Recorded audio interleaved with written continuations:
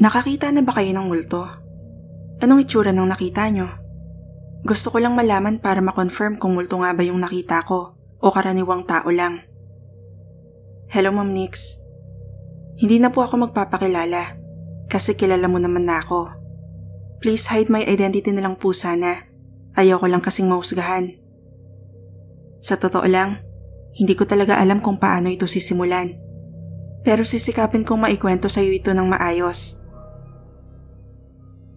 Taong 2004 nang mapadpad ako sa bansang Japan bilang isang talent entertainer o singer. Doon ko nakilala ang tatay ng mga anak ko na isang Pinoy. Nagumpisa kaming magsama November 2005 sa isang maliit lang na apartment sa Kanagawa, Kawasaki City. Nabuntis niya ako noong mga panahon na yon. Palagi akong nasa bahay lang at mag-isa habang siya ay nasa trabaho. Wala akong libangan noon kundi maglaro at manood sa computer. Isang araw, December na noon, malamig dahil winter. Nasa work ang tatay ng anak ko, habang ako ay nasa bahay lang at naglalaro ng Command & Conquer sa computer. Nang biglang bumukas ang pintuan namin sa kwarto, may sumilip na isang Haponesa ang itsura.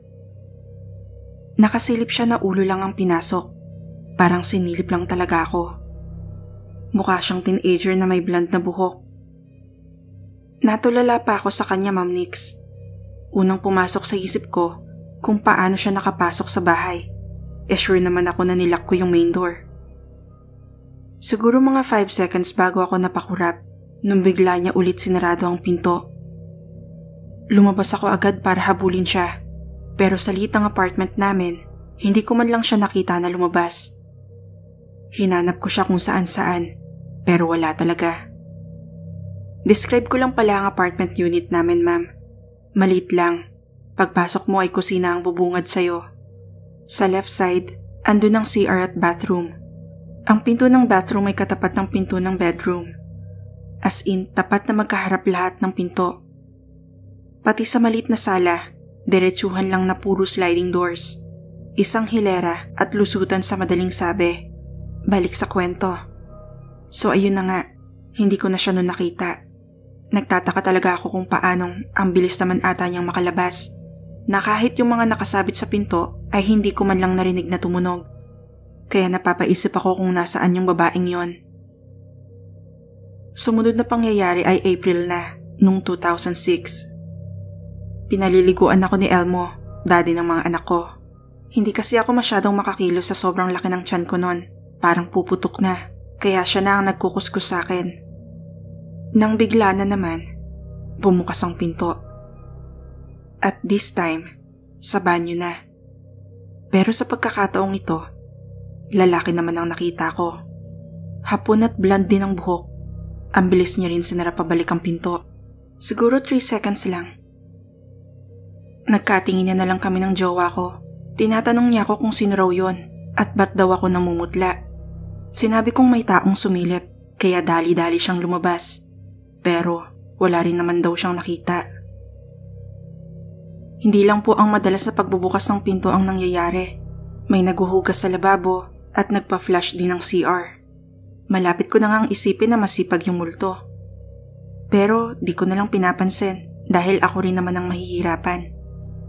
Ang ginawa na lang ni Elmo, iniiwan na ako sa kakilala niya para may kasama ako habang wala siya. At sinusundo na lang niya ako pag uuwi na siya. July ako ng anak, ma'am, sa panganay ko. Meron pa din paramdam pero parang nasasanay na lang ako. Hanggang sa umuwi na kami ng Pilipinas ng October, that same year. Fast forward, nangyari naman itong sumunod kong karanasan taong 2015, dun sa tinirhan naming bahay. Bahay po ito ng biyena ng bayaw ko. Dito rin sila ng mag-anak niya nakatira dati, bago sila mag-migrate lahat sa States. Nung una, akala ko normal lang po yung mga nangyayari. Yung bigla akong namamalikmatan na may dumaan. Siguro halos lahat naman nakakaranas ng ganyan. Ang hindi lang normal ay yung makita mong dumaan ng taong alam mo naman na wala sa bahay ng araw na yon. Pag malikmatan na tinatawag, pinapalampas ko na yon. Wala din naman akong choice. Wala pa kaming sariling bahay at mahal din kung uupa pa. Dito ay libre na ang lahat. Pero napapansin ko, Ma'am Nix, habang tumatagal kami sa bahay na yon, patindi rin ang patindi ang pag-aaway namin ni Elmo. Bukod pa dun, palagi na lang may sakit ang mga anak ko. Alam mo yung walang ubo at sipon, tapos bigla na lang nilalagnat. Or bigla na lang nagsusuka tapos lalagnatin ng 40. 4 ang anak ko, Ma'am Nix, at talagang hands-on ako sa kanila. Ako lang din ang kasama nila sa bahay dahil nasa Maynila ang daddy nila. Pero hindi ko pa rin yun pinansin. Iniisip ko pa na baka nagkataon lang.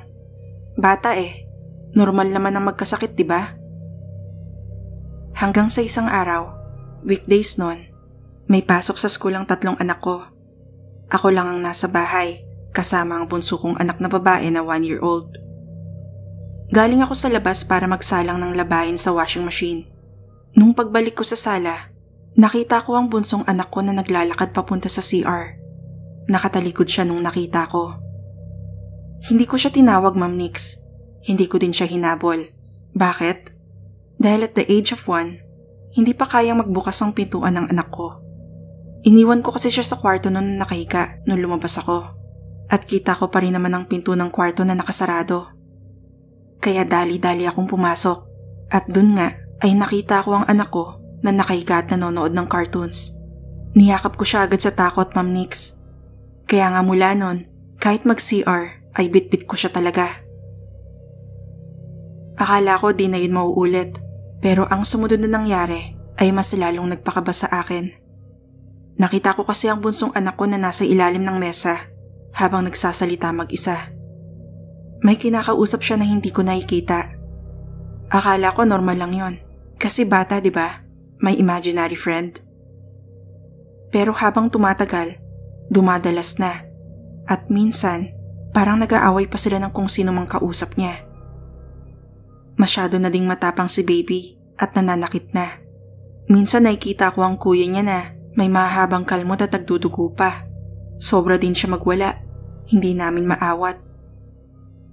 Mabanggit ko lang na hindi pa namin naiintindihan ang sinasabi ni baby noon. Kaya dinala ko na siya sa albularyo. Ang sabi ng albularyo, may elemento raw na nakatira sa bakuran ng bahay na tinitirhan namin.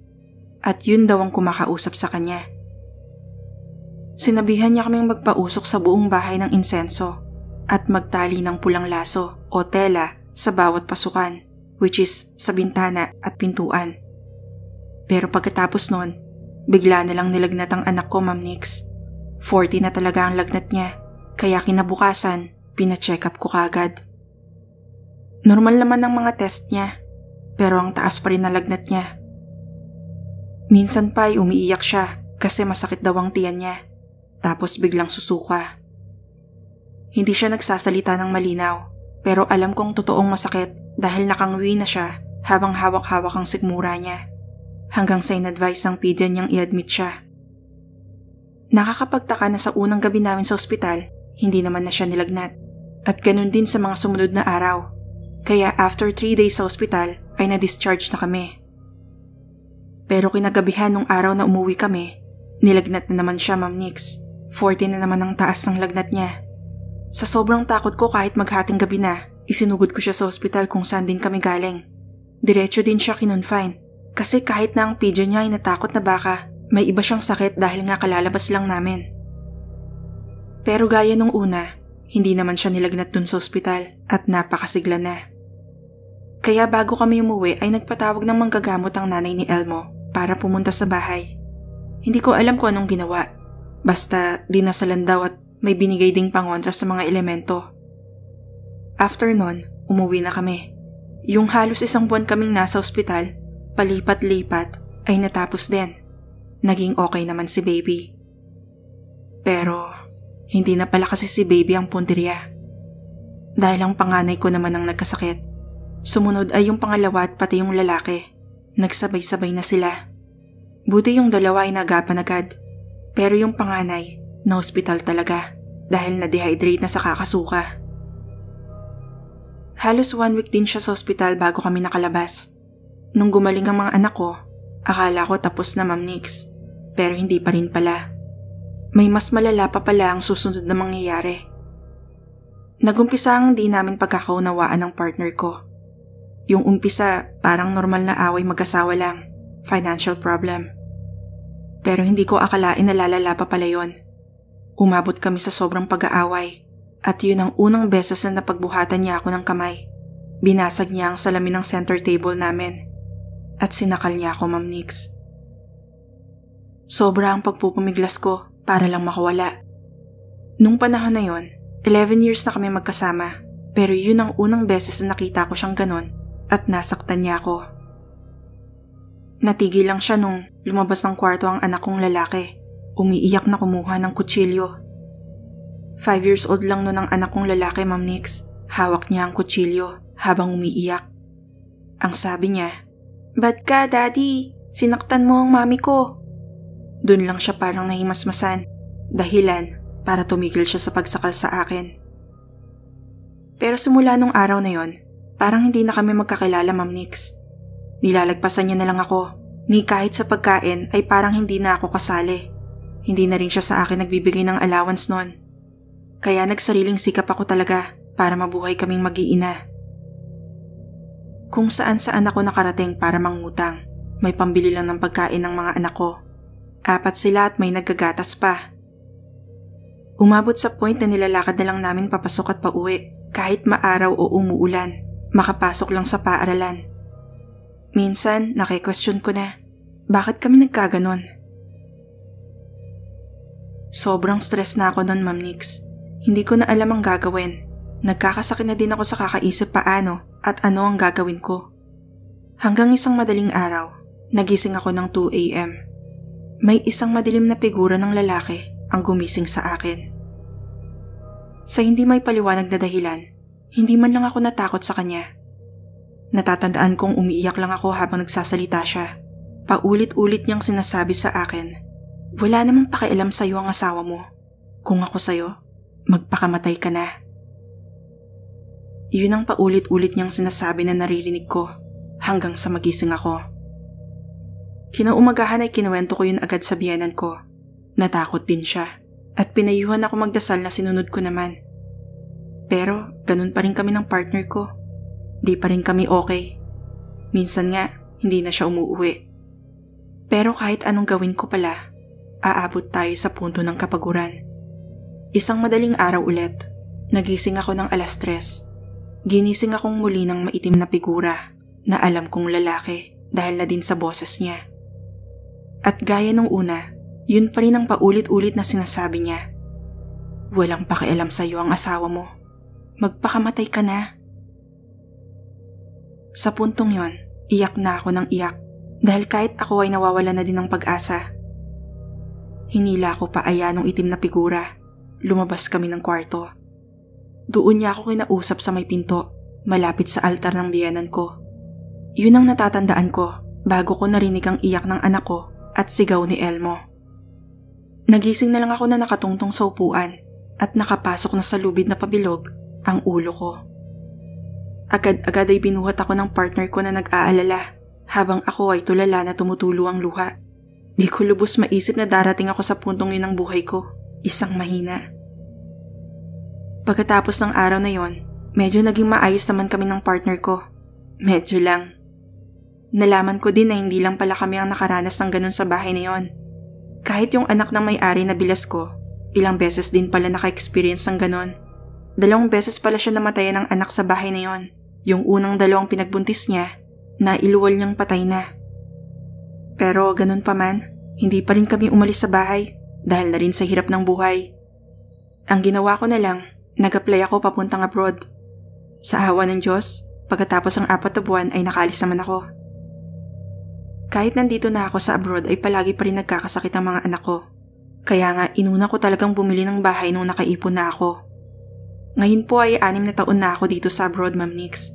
May sarili na kaming bahay. At malalaki na din ang mga anak ko. P.S. Si Bunso pala ay 5 years old na nung nakapagsalita. Tapos, naging Inglesera pa. Ewan ko ba kung ba't nagkaganon.